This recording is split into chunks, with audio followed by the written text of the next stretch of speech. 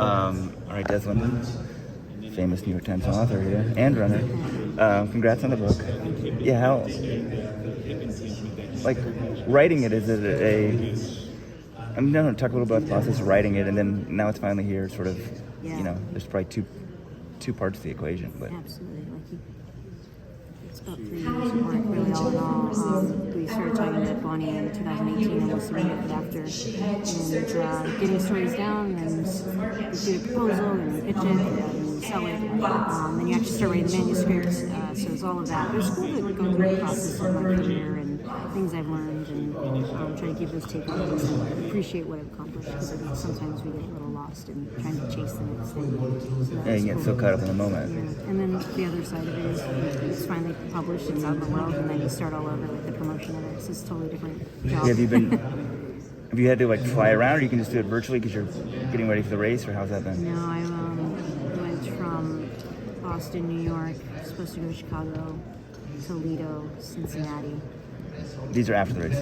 These are before. Before? You've already been there? 3 days at home in Detroit, and then flew back to Boston. So, wow. It's been a wild build. So have you been able to, that's just been the last 2 weeks, or when? Yeah. Have you been able to train? I mean, in the marathon, that training is probably the least important time, so you did pretty well in New York. I was happy with it. I think we managed, if you have to do a book tour before a race, we managed it better than anyone else did. I think we made really great decisions to workouts on the front of it, and then the other side of it were looking really good. So everything, is set up for me to have success. And if I mess it up on Monday, it's because I made bad race decisions. Hey, what's the goal Monday? To compete. I mean, this field's crazy. That's crazy. I don't know what they did this year. If they got more money or what, but the men's and women's field are both crazy. They're bananas. So I think we could have a really great day out of the top 10. Right. So it's just going to be maximizing what I can do, running smart, making good decisions. I'll know when I finish that feeling, I competed the whole way, or I lost my way at 16 and struggled. Yeah. I feel like most marathons you've run pretty well. Is that the case? Or maybe Boston last year you were a little disappointed? I think Boston in the fall was tough. I was going to scratch for a number of reasons, just go and try, see what happens. And then it was a quick turnaround in spring, which wasn't a great result, on the page, but actually relative to the training was pretty good. And then New York, the training was really good, and I think I just swung a little too hard and tried to take its leap where I was actually at. So that was a really bad one. So I'm trying to find some middle ground here. How would you compare this training to the New York training? Very different. I mean, I think New York is good. This is probably better, but on lower volume. So it's been 95 to 105 the mileage, which I feel fresh, and my paces are coming easier, and I feel faster. But when I get to 22, it's I just didn't do enough work. And you consciously did that, right? Sort of back, just because did you feel like you overcooked it for New York, or just with age you don't need as much both cumulative mileage? Yeah, I think that there's the system that's been developed, and maybe and this is Walt's conversation with him, he's no, you don't need to do that, but you don't need to put in that much work to maintain the benefits of the volume, so we can be at 95 and still focus on speed and power and things that you do deteriorate as you age. So where are we going to spend our energy? Yeah, I mean, it's completely different. I was talking to Camille Herron, and she broke the 48-hour record, and she's I run so much less than everybody else. I need the speed and this sort of stuff. So, I mean, who knows if the concept applies? You're running 1/24th of the time she is. Back to the book. Yeah, so was it your idea to write the book, or someone approached you, you should write a book? How did that even all come about? There's so many backstories in there to that day, and just things that went on behind the scenes that no one really knew. So we knew right away that there was more of a story we wanted to tell, something that was interesting, maybe controversial, I don't know, but it was worth telling and putting out there. So we approached Bonnie for a couple months after this. Be written one day. Yeah. Well, so what's controversial in the book, or do you want people to read it? You don't have to. Yeah, they can read it. I mean, there's a runner's world excerpt. And I was diagnosed with hypothyroidism, so you're taking the thyroid meds, and obviously some people want to say it's because of this, and you're on the medication, so you ran well, and it's there's actually real conditions. So, but it's all in the book. So I did see a thread on that Let's Run, but I'm the skeptics are everyone's gray area doping, essentially, right? But I mean, back when I was running 20 years ago, just like a random guy I trained with in Flagstaff, he's like, my thyroid's messed up. Like, I think it's a condition runners have. Like, it's an interesting question, and I think that there's something with cumulative fatigue in that training style that is like, does it become chronic fatigue? Does that become a stressor that, like, you know, right. You have all these different like, I stopped going to altitude after that and kind of messed around with that. Like, I did the tent before New York, and I'm like, it's stupid, I should have done that. It's just an extra stressor, so it's managing those things. And yeah. Do you still take medications then? I'll be on it for life. Yeah. So my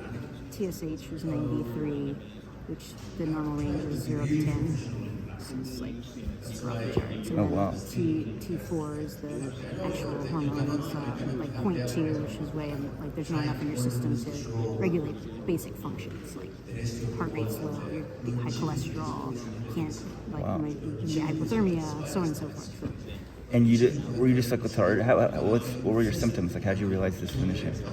it was kind of came on slowly and then all at once, but it was like described it recently as like being jet lagged. You go overseas and it's 2 a.m. at home and you should be asleep, but you got to fight to stay on the schedule. Right. Like that's how you're going to adjust. But it was like living in a 2 a.m. jet lag perpetually. Like right. I would sleep like 20 hours a day if I could, and just I couldn't like function. Yeah. But it's funny though, interesting, like though, because also like, I mean, to me, your Boston win, you could easily left it out, right? I mean, oh yeah. The weather. I mean, to me, it's more a thing about perseverance and like. I mean, if anyone was going to win the race that day, like with those conditions, I would like pick 20. Oh, Des is the toughest. She's most consistent. Like, if something's going to happen crazy, she'll win. Like, why put it in the story if it's going to give you scrutiny? Essentially, I guess some people would say like.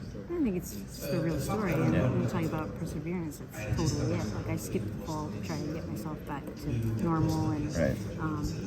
You know, like when you're running through a shitstorm like 2018 was, like who's part of that grit came from that experience right before, and so much of it was coming back and figuring out effort, not necessarily pace. Like, this is what I can do this day, and this is what this effort should be. And that's what 2018 race was. It was effort, not like the time on your watch right. or the time on the clock at the end. It's like, can you run through hell?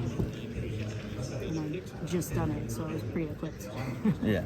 Well, I'm glad you put the stuff in the book, but just the whole, like, I don't know what the word is. It's like, it's not doping, you're not doping, but like the doping thing that hangs over the sport, and then like what can you take and what you can't take. Like, let's run it. I like people asking questions, but at the same time, it's like, It's fascinating. it's such a fine, like, not even a fine line, but like, but also I think people believe like, I mean, it sounds like you were feeling lethargic, you start searching for answers. Like, people act like there's, all these runners know these, like, secret doctors to see. Like, yeah. When I ran myself, like, I was a hack. And I ended up seeing this, like, guy, Dr. Galea in Canada.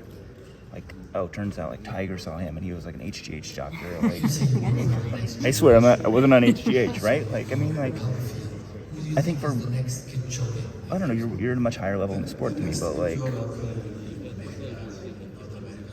you don't hear stories of, like, you feel like the doping side of the sport is like separate, like, or have you heard of like, I know this person's doping, this sort of stuff, this is who they see. Like, I feel like there's not a lot of crossover, you know what I'm saying? It's like, or there's like an omerta, but like, you know, like, I don't know how you get in that group, you know what I'm saying? Like, if you hear it, it's quite obvious, right? Right. Like, well, yeah, everyone knows that, personally, but I don't know, kind of just do my own thing, and I think, you know, a little bit of separation from the handstands as well. It's just like, this is my space, I'm going to do my thing, and I'm comfortable with this. And, you can't control anything else or everything else that's going on, but I can control myself, and maybe I'm just kind of like a loner in the sport in that respect. You're like, I'll just do my thing over here. Yeah, no, I mean, you know, you're Des. You've always been Des, but yeah, when you were part of them, you were like the flagship for the group. But yeah, now you really are sort of just doing what you want, We're right? on an island. Yeah. I can do a book tour, and coach is like, Yeah. I'll work around it and figure it out. And it's nice to have the flexibility and the freedom at this point in my career. I think the group was great for me, and I gained a lot from being with that crew, and I think they gained a lot from my presence and helping other athletes there, and so on and so forth. But you get to a point where you're like, I need a little more independence. Yeah, and in terms of your career, I think every year we ask you, like, hey, how many more years do you think you can keep doing it? And you keep coming back, like, and you've done some ultra stuff, but like, what does Linden 5 years from now? What do you see, or 1 year from now, like, or do you not even think it's like I'm going to see how Boston goes on, and then I reassess? It's a 6-month, window. I think that's a lot of marathoners think. I think I had so much fun with this build, and I think it's build by build. Like I was telling a couple people, like I'm very in control of 5:35 pace to 5:05 pace, and like the run's not running me. I'm controlling the run, and I can go like from this end to that end, and it's great when you have that feeling and that control of your running. It's like a sense of mastery and not of the sport or the race. It doesn't mean I'm going to win, but like I'm in control of my running, and that's just a really gratifying feeling. So, maybe that range will change from time to time, but if I'm enjoying that process, I'm going to line up at races even if it means I'm in a different wave. I enjoy it. It's really fun. And what about the shoes? The shoes are such a big portion of the sport now. Yeah.